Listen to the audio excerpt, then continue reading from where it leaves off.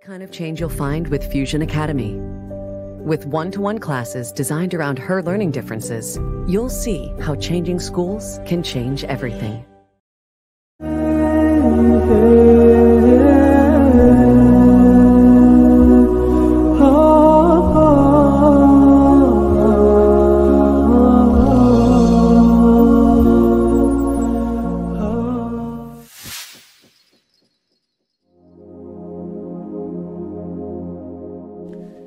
بسم الله الرحمن الرحيم الرحمن علم القرآن خلق الإنسان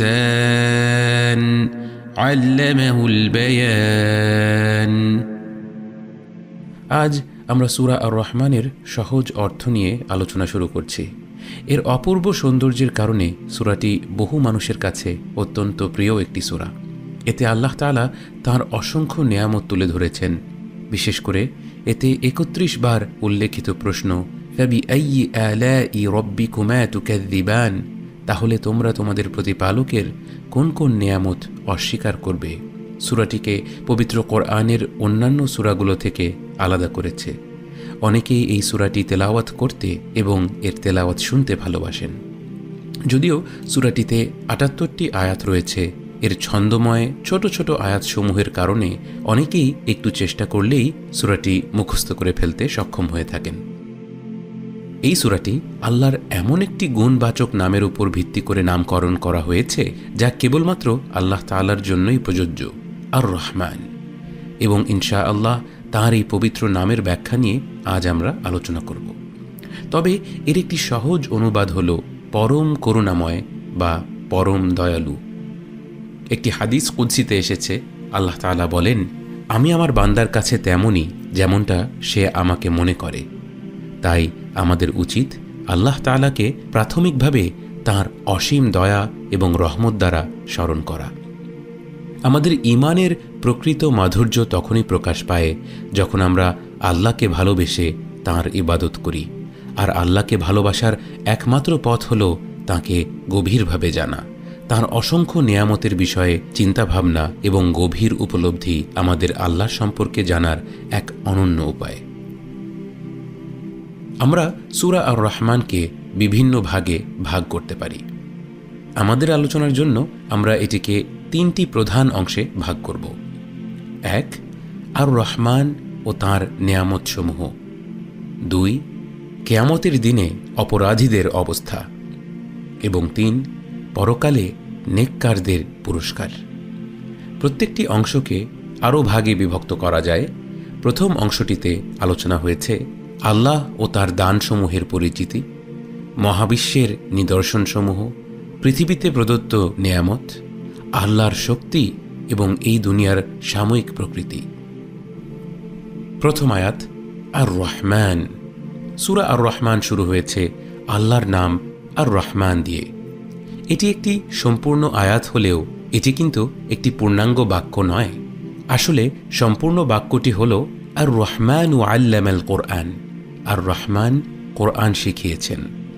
শুধুমাত্র আর রহমান নামটিকেই একটি পৃথক আয়াত হিসেবে উল্লেখ করা থেকে আমরা বুঝতে পারি যে এটি আল্লাহর এমন এক অসাধারণ গুণবাচক নাম যা নিয়ে গভীর চিন্তাভাবনা করা উচিত। তাই আসুন আমরা আর রহমান শব্দের অর্থ এবং তাৎপর্য অনুধাবন করার চেষ্টা করি। রহমান শব্দটি আরবি আরেকটি শব্দ রহিম শব্দের সাথে সম্পর্কিত।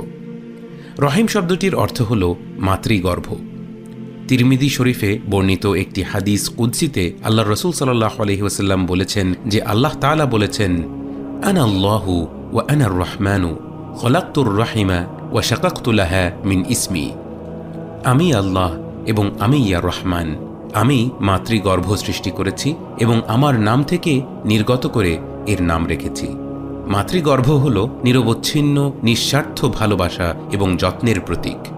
গর্ভে থাকা শিশু প্রবল যত্ন ও ভালোবাসায় বেড়ে ওঠে, যদিও সে সেই ভালোবাসার কিছুই বোঝে না। আমরাও মাতৃগর্ভ বা রহিমে ভেসে থাকা শিশুর ন্যায় অজস্র ভালোবাসা এবং রহমত দ্বারা আবৃত, এবং এই অসীম রহমত নিরবচ্ছিন্নভাবে প্রদর্শন করে যাচ্ছেন আর রহমান। সূরা নাহলে আল্লাহ তাআলা বলেন, وَإِن تَعُدُّوا نِعْمَةَ اللَّهِ لَا تُحْصُوهَا إِنَّ اللَّهَ لَغَفُورٌ رَحِيمٌ।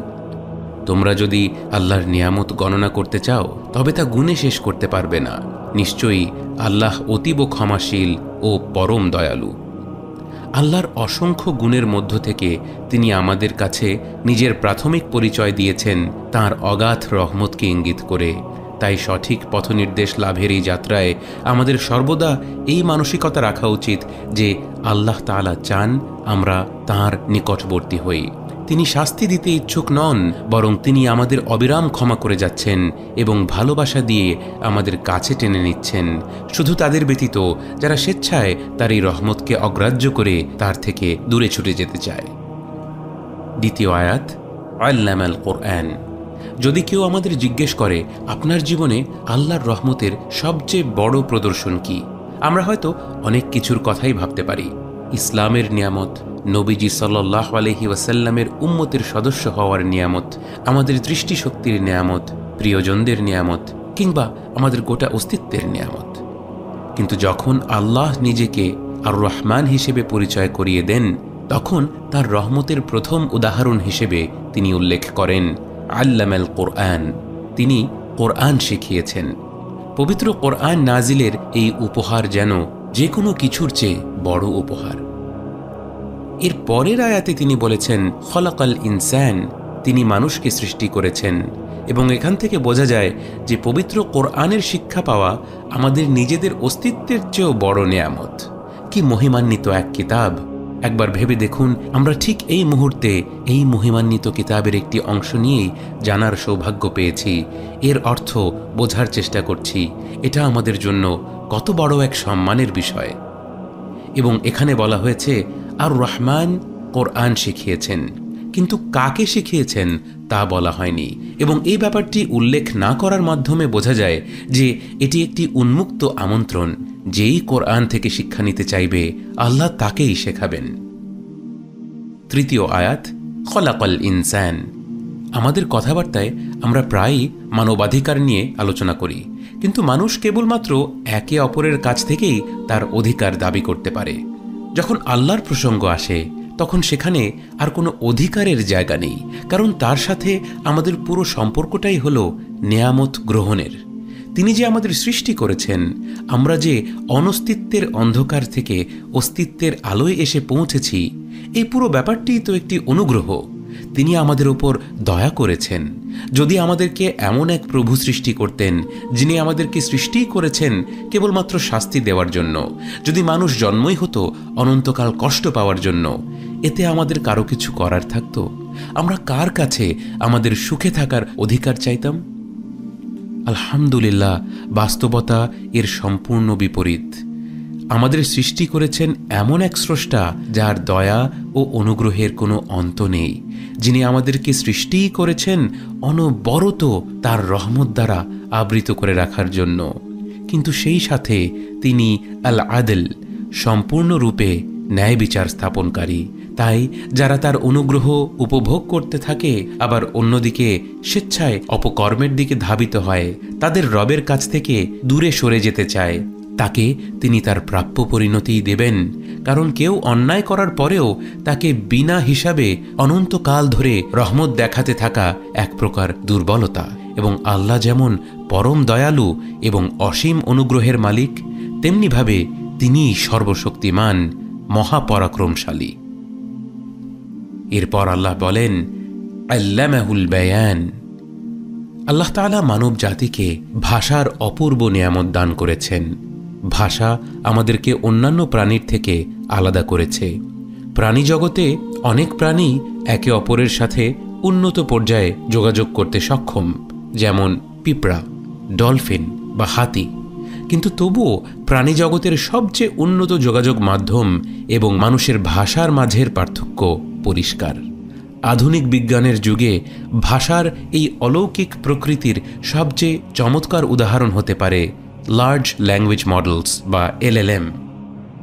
প্রযুক্তিগত অগ্রগতির মাধ্যমে মানুষের হাতে অসাধারণ সব ক্ষমতা এসে পৌঁছেছে, কিন্তু যন্ত্র যখন মানুষের ভাষা বুঝতে শুরু করলো, তখন তা আমাদের গোটা সমাজকে আধুনিকত্বের এমন এক স্তরে নিয়ে গিয়েছে যা আমরা বছরখানেক আগে কল্পনাও করতে পারিনি।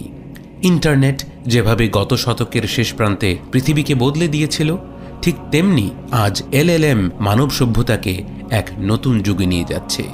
এক মুহূর্তের জন্য ভাবুন, আমি যখন আমার কণ্ঠস্বর ব্যবহার করে এবং জিহ্বা ও ঠোঁটের সুনির্দিষ্ট নাড়াচাড়া করার মাধ্যমে শব্দ তরঙ্গ তৈরি করছি এবং সেই তরঙ্গ যখন আপনার কানে পৌঁছচ্ছে, তখন আপনার মস্তিষ্ক ঠিক সেই অর্থটি বুঝতে সক্ষম হচ্ছে যা আমার মনের ভেতরে ছিল।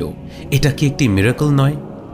ধরুন আপনি একটি সহজ বাক্য বলতে চাইছেন, ধরা যাক লা ইলাহা ইল্লাল্লাহ, আল্লাহ ছাড়া কোনো মাবুদ নেই, কিন্তু আপনার কাছে ভাষা নেই, অর্থাৎ নেই কথা, নেই লিখিত ভাষা, নেই সাইন ল্যাঙ্গুয়েজ।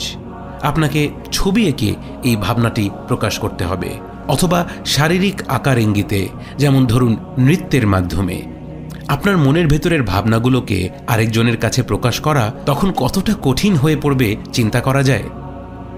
ভাষার এই মাধ্যমকেই আল্লাহ তাআলা মানব জাতির জন্য হেদায়েত প্রেরণের জন্যে নির্বাচন করেছেন, এবং কি অপরূপ সেই হেদায়েতের ভাষা।